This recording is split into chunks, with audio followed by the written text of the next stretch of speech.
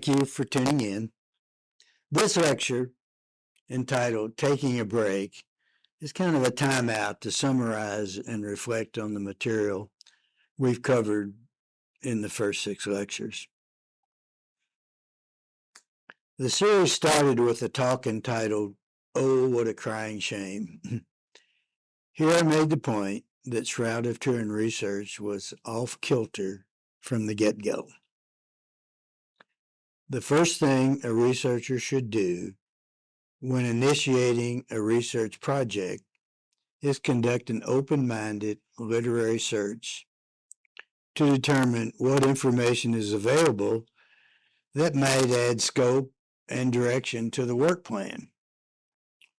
Shroud research is a study of a crucified man, Jesus, of course, whose body vanished from sight 2,000 years ago.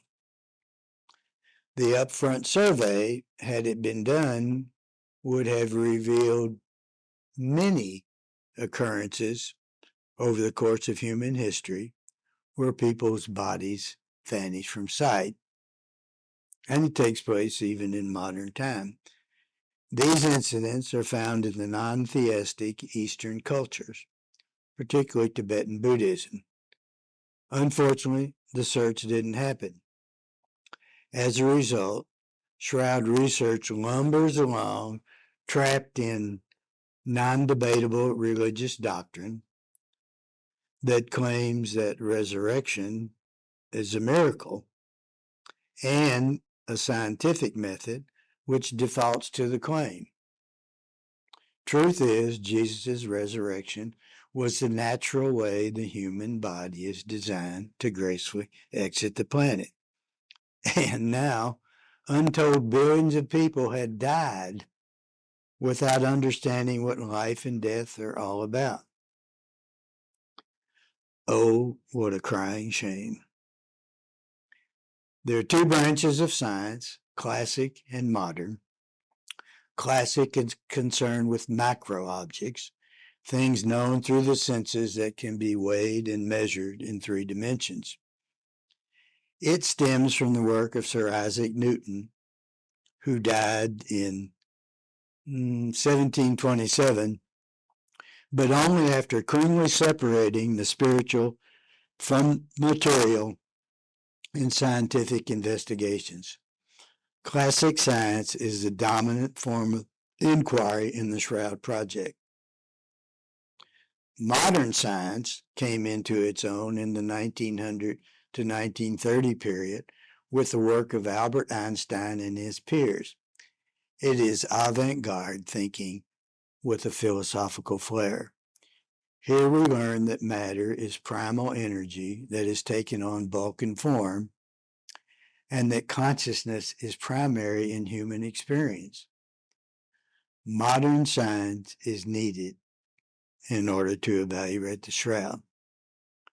The first photograph of the Shroud was taken in 1898, and it revealed that Jesus' image was projected onto it. Left and right, black and white, are reversed. 7 years later, Einstein offered explanation, but it fell completely under religion and science's radar screen. His now world-famous equation, E = mc squared, revealed that matter and energy are complementary aspects of each other. That is to say, when I lift a box of gobbledygook from the floor to eye level, it gains mass.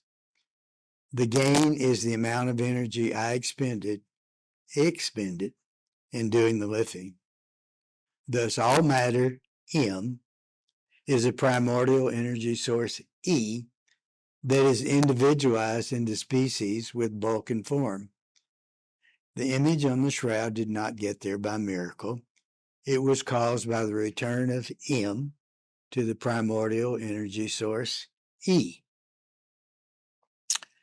Now, while almost all Shroud observations are contested by someone, there are 2 which are not, and they are the smoking gun that points to a radiation event. First, the individual clotted blood on Jesus' body was physically lifted or blown off the body in a pressure surge and forced intact into the cloth. Then the cloth was exposed to a radiation release. That is, M returned to E, forming the image. The two-step process is confirmed because there is no image underneath the blood deposits. The pressure surge also confirmed because the cloth itself was in motion at the time of image formation. That is to say, it was decontoured from the body and was essentially flat in 2 dimensions when exposed to the radiation release. This two-step process, a pressure surge followed by radiation release, it's found in rainbow body realization. And that's a big deal, for it connects resurrection with rainbow body. In order for a human body to vanish from sight, the atoms of which it is made must first vanish. Modern science tells us that atoms cannot exist in a material way unless they are observed. From an atomic perspective, the human body vanishes when observation ceases. As it turns out, man observes himself using the agency known as self.